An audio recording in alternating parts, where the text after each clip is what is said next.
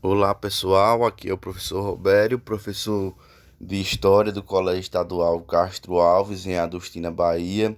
Hoje vamos dar início a um novo assunto, que é a expansão da fronteira colonial no Brasil, ou seja, ainda estamos trabalhando a história do Brasil colônia, cuja sua metrópole era Portugal. Pois bem, pessoal, antes de iniciarmos a aula propriamente dita, gostaria de pedir por gentileza, mais uma vez, para quem não for inscrito, que se inscreva no canal e ative o sino de notificações para visualizar de forma mais rápida as aulas que forem sendo postadas, tanto de cunho do colégio, como também para o conhecimento e para sanar dúvidas no geral. Então, pessoal, nós estamos falando sobre a história do Brasil colônia, a expansão da fronteira, ou seja, como o Brasil vai adquirindo o mapa atual, como ele vai expandindo o seu território, conquistando o seu território e a partir daí explorando as riquezas existentes no território. Como a gente já viu, demora um tempo para que Portugal começasse a investir de fato no Brasil colônia e principalmente a retirar as riquezas encontradas. Então, vimos lá que a primeira expedição com cunho colonizador de fato aconteceu só em 1530, 30 anos após a descoberta do Brasil, em 22 de julho de 1500, 22 de abril de 1500. Então, dessa forma, a primeira expedição, comandada pelo Martim Afonso de Souza, veio com o intuito de colonizar de fato, de trazer pessoas para essa região, para assim povoar o lugar e desenvolver o lugar. Dentre essa perspectiva, nós destacamos que esses territórios foram descobertos, sobretudo, a partir de 1492, com a chegada de Cristóvão Colombo na América Central, pelos países ibéricos, por Portugal e Espanha. Então, eles fizeram um tratado para dividir os territórios descobertos e a descobrir e assinar o Tratado de Tordesilhas. Tratado esse que tinha como intuito passar uma faixa, essa faixa vermelha que vocês estão vendo, que dividia o território. Então, na parte oeste, os territórios ficariam sob o domínio da Espanha e na parte leste, o território ficaria sob o domínio de Portugal. De tal forma que na parte leste é onde se encontra o Brasil. Divisões diversas de Tordesilhas. Então aqui vocês conseguem ver algumas primeiras divisões, como o Brasil foi sendo de fato conquistado por direito de Portugal, nessas faixas vermelhas que vocês estão vendo aí. Então, temos a Costa da Miranda em 1688, João Teixeira 1642, Pedro Nunes 1537, Albernaz 1631, Ribeirão 1519, Catino 1502, Oviedo 1545 e Ferber 1495. Peritos de Badajoz 1524. Então esses eram os territórios que foram sendo conquistados, foram desenhando o mapa do Brasil dessa forma a adquirir todo o território que existe hoje. Então, de certa forma, se Portugal não tivesse lutado pelo território, muito provavelmente o Brasil não teria esse mapa que vocês conhecem hoje. Então, principalmente na parte nordeste, perderia territórios para a Holanda, que estava atacando o território brasileiro, território português da colônia, e também outros povos, como os franceses e ingleses, também tiveram interesse em tomar territórios portugueses. Para além de Tordesilha, ações do governo de combate militar aos estrangeiros, como falei a vocês, sobretudo aos piratas franceses na região Nordeste, principalmente na região de Aracaju, ações particulares, as buscas de riquezas, as expedições que vão adentrar nas matas, as ações da Igreja Católica, as missões religiosas que serviam para catequizar os indígenas. Então, como eu falei a vocês, eles foram adentrando cada vez mais na mata em busca de colonizar os indígenas que viviam de forma isolada. Então, eles foram tanto retirando as riquezas como o ouro, a prata e outras pedras preciosas, outros metais preciosos, como também foram fazendo missões para catequizar os nativos, para catequizar os indígenas. E dentre essas missões da igreja também existiam as batalhas, existiam logicamente as guerras. Então não eram missões pacíficas, eram missões, na sua grande maioria, de guerra, porque muitos indígenas não queriam se converter ao cristianismo e acabavam guerreando contra os portugueses, contra membros das missões religiosas. Então, o processo de adentramento no território brasileiro não foi um processo pacífico, longe disso. Foi um processo bastante conflituoso, um processo de exploração mineral, de exploração de recursos humanos, de escravidão, sobretudo, a priori, escravidão indígena e posteriormente, já com a colônia estabelecida e o território confirmado, uma colônia, uma escravidão de pessoas negras. A relação da expansão territorial versus a economia. Então, você já tem aí o Brasil atual, o mapa do Brasil atual. Nós temos a pecuária no Brasil, ou seja, a criação de gado como importante meio de economia. Nós temos também a mineração, a região da mineração, sobretudo Mato Grosso do Sul, uma parte do Nordeste, a mineração foi significativa. A cana-de-açúcar foi plantada muito no litoral, na região Nordeste, na região Norte, e sobretudo Centro-Oeste. As drogas do sertão, que de certa forma foram fixadas na região da Amazônia como extrativismo de drogas do sertão, e a área de ocorrência do pau-brasil. Então, percebam que o pau-brasil foi a primeira retirada de riquezas do território colonial, ou seja, a metrópole Portugal acabava retirando a riqueza, que no caso era o pau-brasil, sobretudo da região costeira.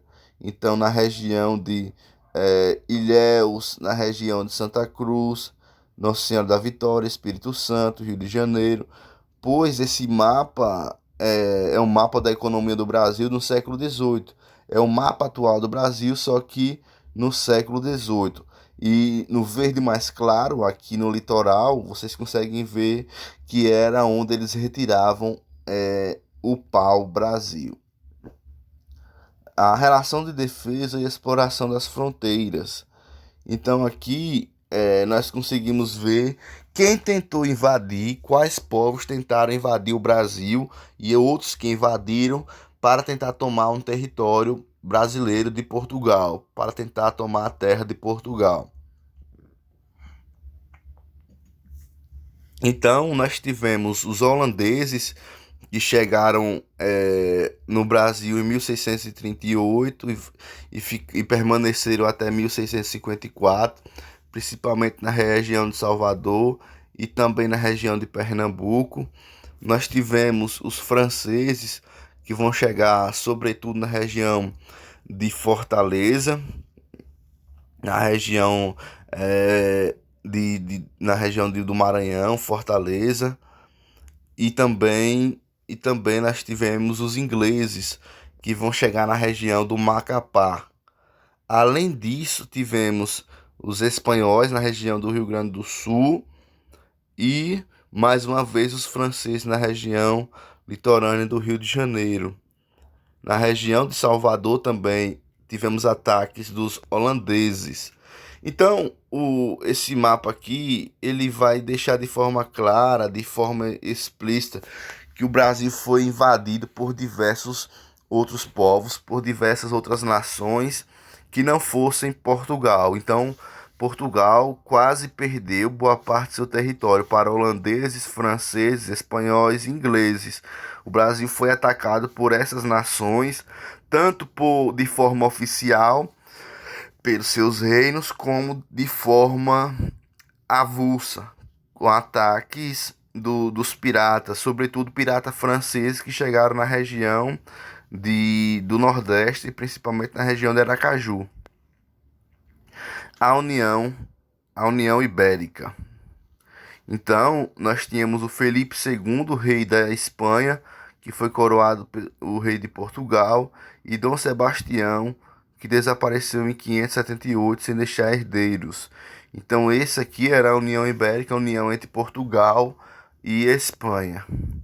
A União Ibérica. Na teoria, Tordesilhas ainda valia, na prática foi desrespeitada, sem marcação, sem ocupação, com o período de União Ibérica, que vai de 1580 a 1640. O coroamento de Dom João IV em Bragança, ou seja, em Portugal, em 1640. Então, o coroamento do rei de Portugal. A ocupação do norte.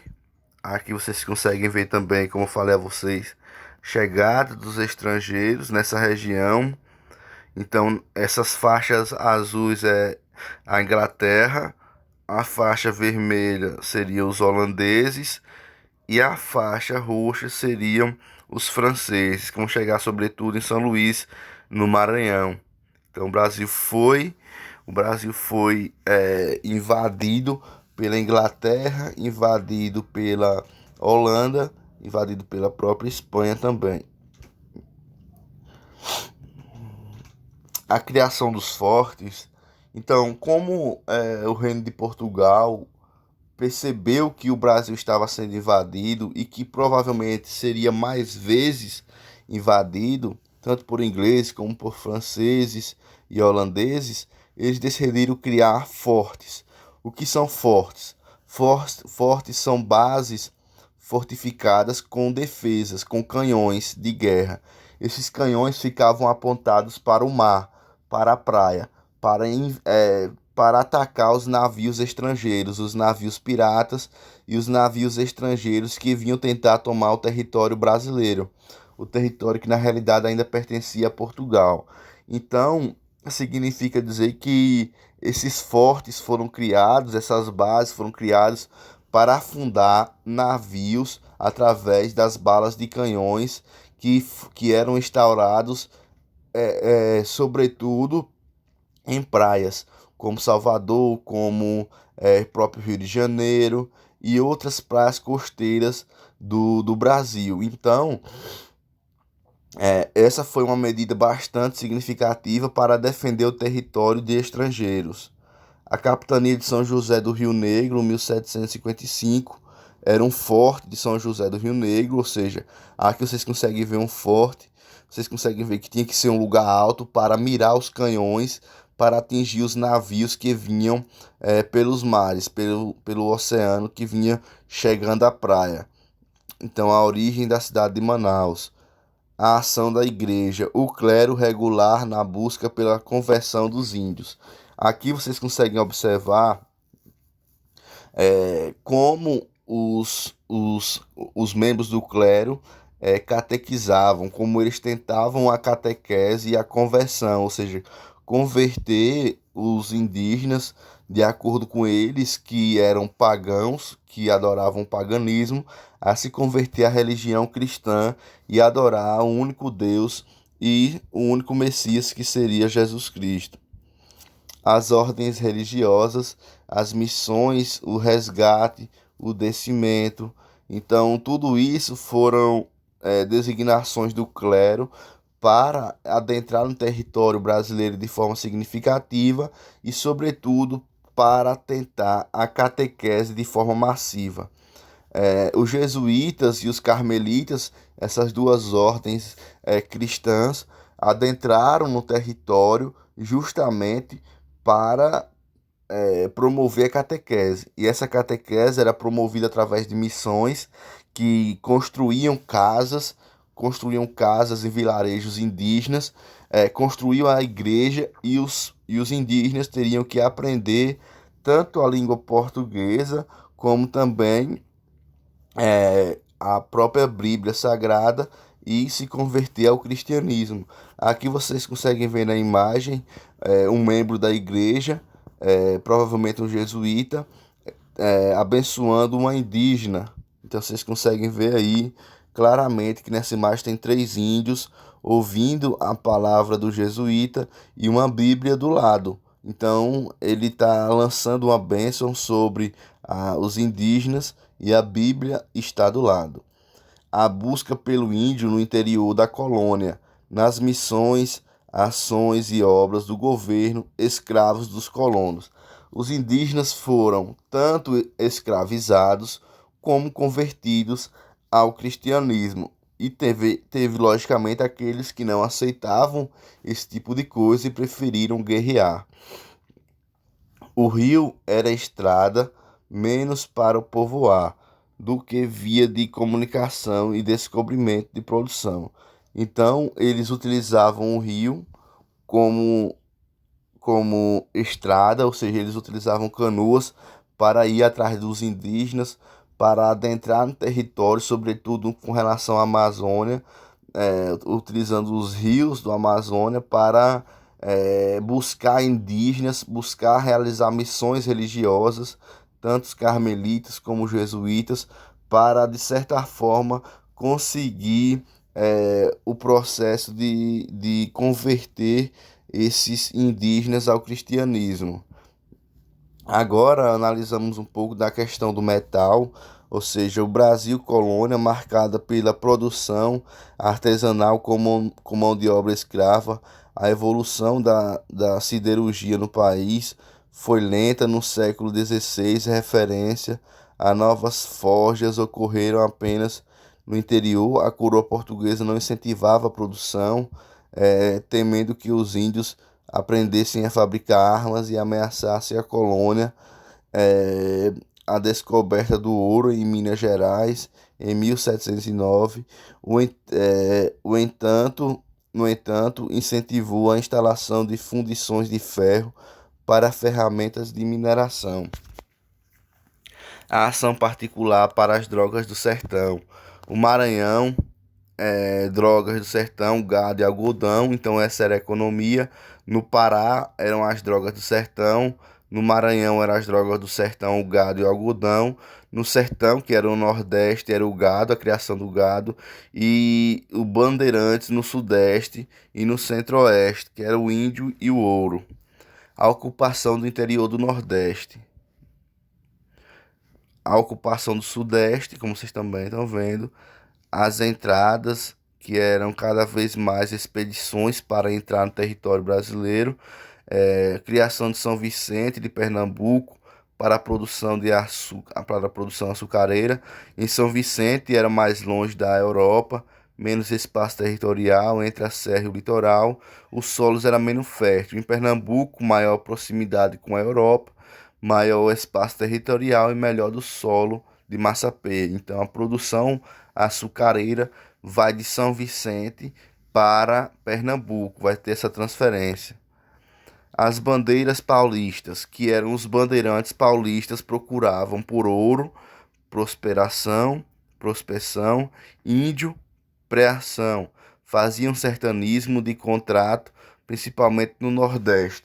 Então os bandeirantes eram colonizadores que vão adentrar no território brasileiro em busca de povoar, em busca de riquezas e, sobretudo, levavam missões religiosas também para praticarem a conversão dos indígenas para o cristianismo. Só que é importante nós falarmos que os bandeirantes foram quem promoveram o maior massacre indígena no Brasil. Então, eles mataram muitos índios. esses bandeirantes, eles mataram muitos índios no Brasil. Então, todos aqueles índios que não queriam se converter ao cristianismo, que não queriam entregar as riquezas, eles foram mortos, eles foram massacrados pelos bandeirantes. Então, tanto é que em São Paulo, há pouco tempo, uma estátua de um bandeirante foi queimada, a estátua do bandeirante Borba Gato.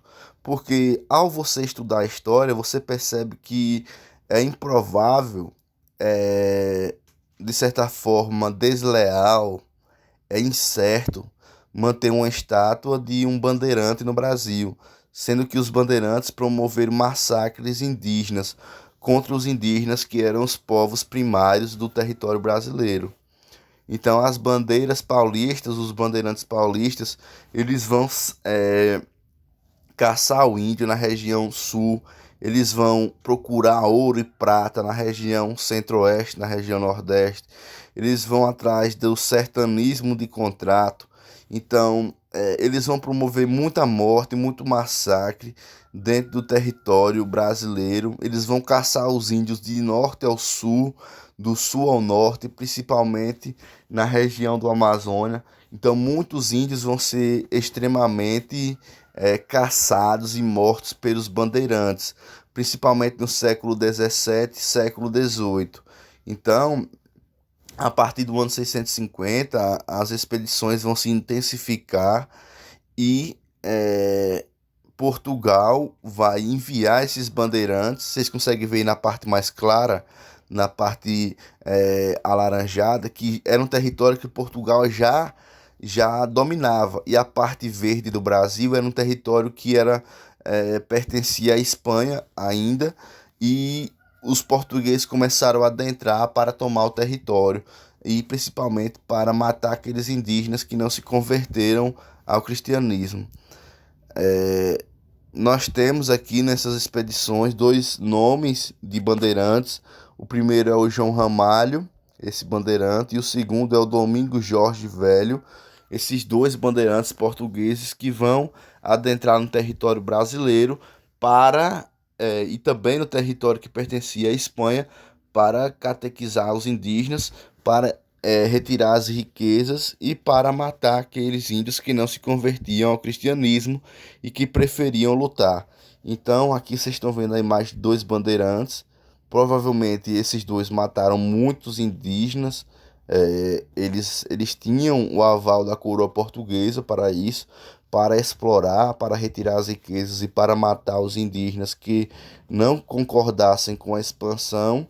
E isso foi de fato o que aconteceu no território brasileiro.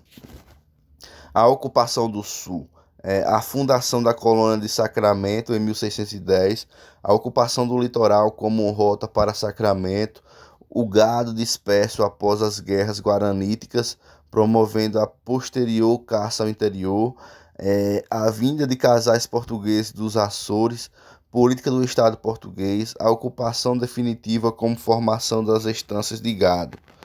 Então aqui vocês conseguem ver a parte de povoamento do Brasil, as áreas sob influência das cidades e vilas. Era São Cristóvão, Sergipe, São Salvador, Santa Cruz, Porto Seguro, Ilhéus, Vitória, Espírito Santo, Cabo Frio, São Sebastião do Rio de Janeiro. Então, e a parte mais clara era áreas conhecidas e reativadas povoado. Então, vocês tinham aqui as vilas que ficavam nas partes fronteiras, que ficavam nas partes litorâneas, as vilas, e mais adentro vocês tinham os povoados, o povoamento. Esse mapa do século XVII. Tratados e territoriais e limites. Pessoal, então, resumindo aqui a aula de hoje, nós já chegamos a 25 minutos. Nós começamos a compreender um pouco sobre esse processo de fortalecimento da colônia, fortalecimento militar, porque vimos que tanto a Inglaterra como a Holanda e a França e a própria e outros países estavam invadindo o Brasil para tomar seus territórios. E então Portugal vai se ver na obrigação de criar fortes fortes eram defesas marítimas, defesas justamente para defender Portugal e para defender o território brasileiro de estrangeiros, de ingleses, de holandeses, de franceses que vinham e da própria Espanha que vinham querer tomar o território. Então, nesses fortes eles colocavam os canhões para afundar os navios. Então, o território, a costa brasileira passou a ser fortificada com a criação desses fortes. Depois vimos que os bandeirantes começaram a entrar no território brasileiro em busca de ouro, de prata, de outras pedras preciosas, como diamantes e outras, justamente para retirar cada vez mais as riquezas e para catequizar os indígenas. Claramente, aqueles índios que não aceitavam ser catequizados acabaram sendo mortos. Então, a missão dos bandeirantes era essa. Era uma missão dada por Portugal, uma missão para adentrar no território e para retirar as riquezas, custasse o que custasse, inclusive matando os indígenas. Então, o movimento dos bandeirantes, que vai iniciar no século XVII e vai durar boa parte do século XVIII, é um movimento de exploração do território, onde portugueses brancos vão entrar no território e vão matar muitos índios, vão promover um grande genocídio de indígenas em busca do ouro, da prata e de converter esses indígenas ao catolicismo. E como nós sabemos, aqueles índios que não se convertiam acabavam sendo mortos. Então essa era a missão dos bandeirantes e isso foi o que expandiu o território brasileiro. Pois bem, pessoal, eu espero que vocês tenham gostado da aula de hoje. Um abraço e até a próxima aula.